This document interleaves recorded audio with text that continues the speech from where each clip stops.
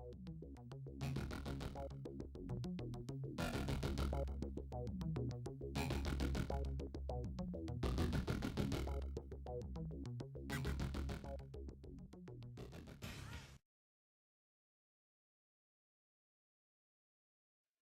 I'm Instructor Black, and today I'd like to talk to you a little bit about law enforcement and physical fitness.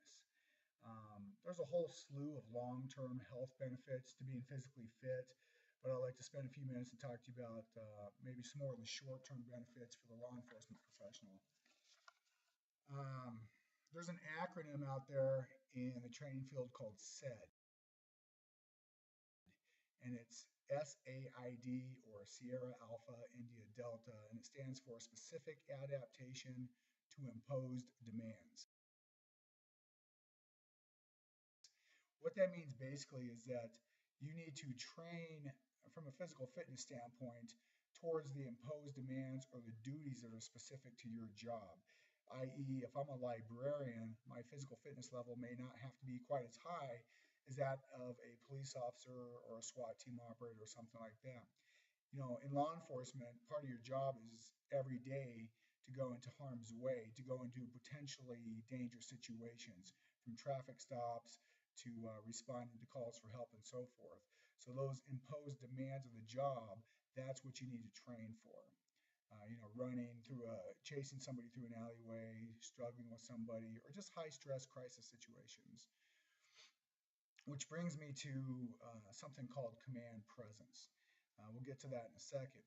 When you're at a high level of physical fitness, you feel better about yourself, and that translates into confidence.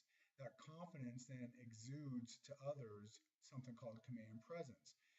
You'll become more familiar with that term throughout your training, but command presence is actually one of the first levels of control for a police officer in dealing with any level of resistance. Simply, you project strength to try to avoid conflict. If people perceive a weakness, they're more likely to be aggressive towards you. Weakness draws aggression, strength avoids conflict.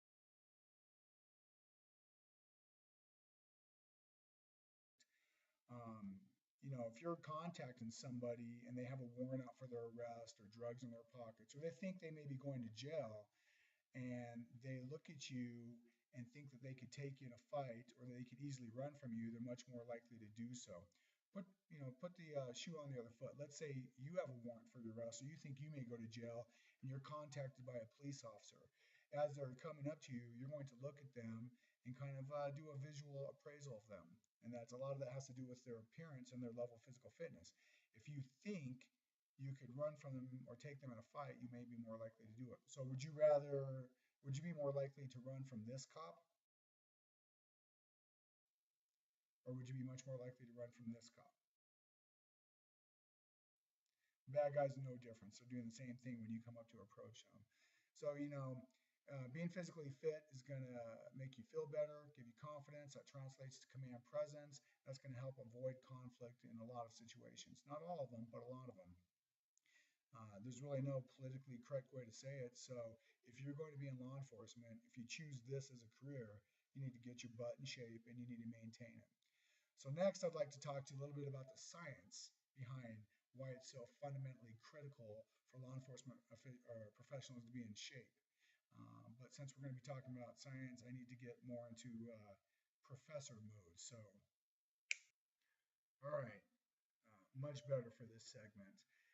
Um, there's a lot of things that are going to happen to you physiologically and psychologically under combat stress. And combat stress simply means fear-induced stress. So we're talking about a crisis situation. It could be that vehicle pursuit, a foot chase, or a physical struggle, altercation.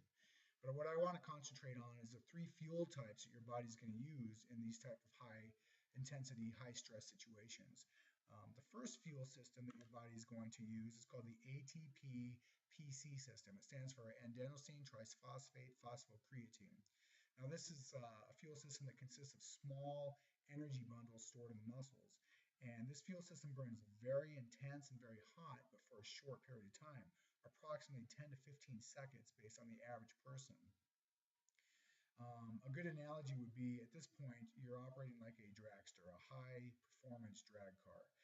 This fuel system burns very hot and very powerful. So you're at 100% of your maximum physical output, but only for about 10 to 15 seconds.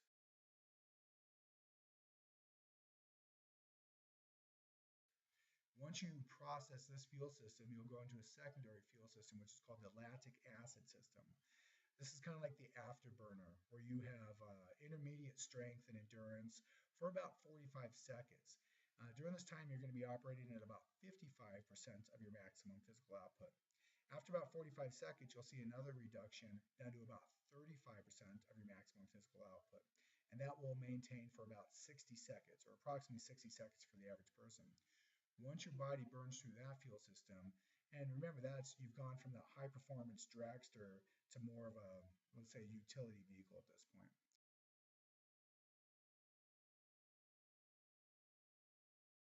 Once you burn through that fuel system, you're going to go into the aerobic fuel system. Now, this system burns longer, approximately 90 seconds, but instead of that dragster or utility vehicle, now you're operating, let's say, a Segway.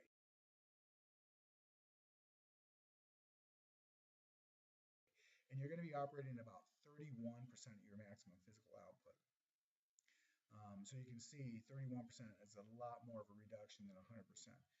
That's why it behooves you to be able to be physically fit and control a situation or a threat in that first 10 to 15 seconds. Now, these cycles or these fuel systems will recycle. So after you burn through the third system, the aerobic system, you will go back to the ATP PC system. But every time these fuel cycles or these fuel systems cycle, your burn time is reduced by about 50%. And this will continue until your body physically just can't carry on. Now, obviously, as you burn through these three fuel systems, your performance level is going to drop considerably. That reminds me of something called the inverted U hypothesis,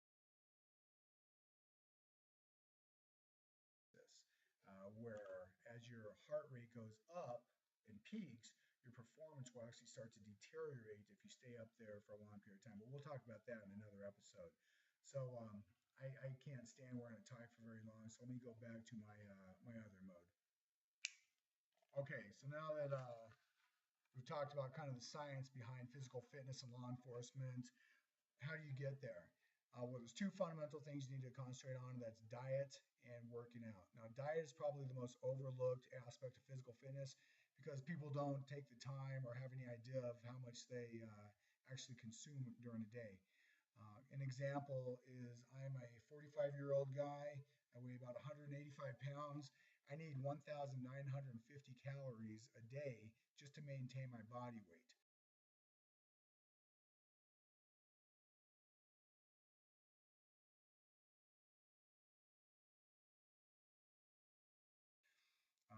If I take in more than that, I gain weight. If I take in less, then I lose weight. So let's say I go to Starbucks in the morning and I get my medium white chocolate vanilla mocha, or run over and grab a breakfast burrito from Santiago's or something like that. That simple meal exceeds probably more than half my caloric needs for the entire day. I haven't even seen lunch or dinner yet. So one way is to keep yourself accountable and honest is to track what you take in every day. I found a great online tool called myfitnesspal.com. It's free and it allows you to track what you eat or you consume during the day. Keeps you accountable and honest so you can manage that. The second thing is working out. Remember that acronym SAID, specific adaptation to imposed demands. Well, you need to work out in a manner that prepares you for what you may have to do on duty. You know, if you're sitting in a patrol car for 3 hours on your butt, and next thing you know, you find yourself in a foot chase through some backyards, jumping fences and fighting with somebody, that's what you need to work out for. It's called being combat ready or being in a combat fitness mode.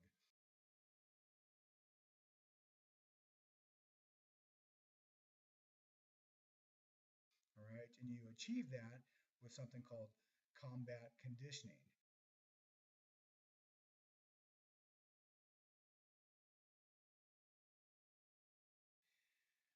So you've seen the definitions of those, but what does that mean? Well, CrossFit, MMA training, P90X, Insanity, those are all different programs that are high intensity interval training.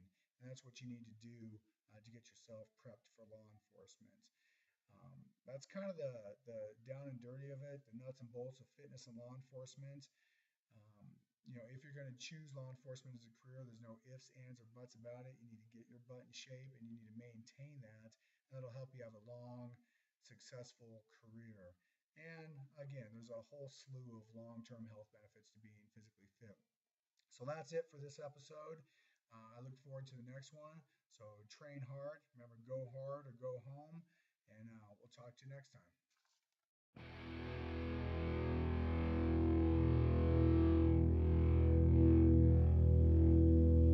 You never met a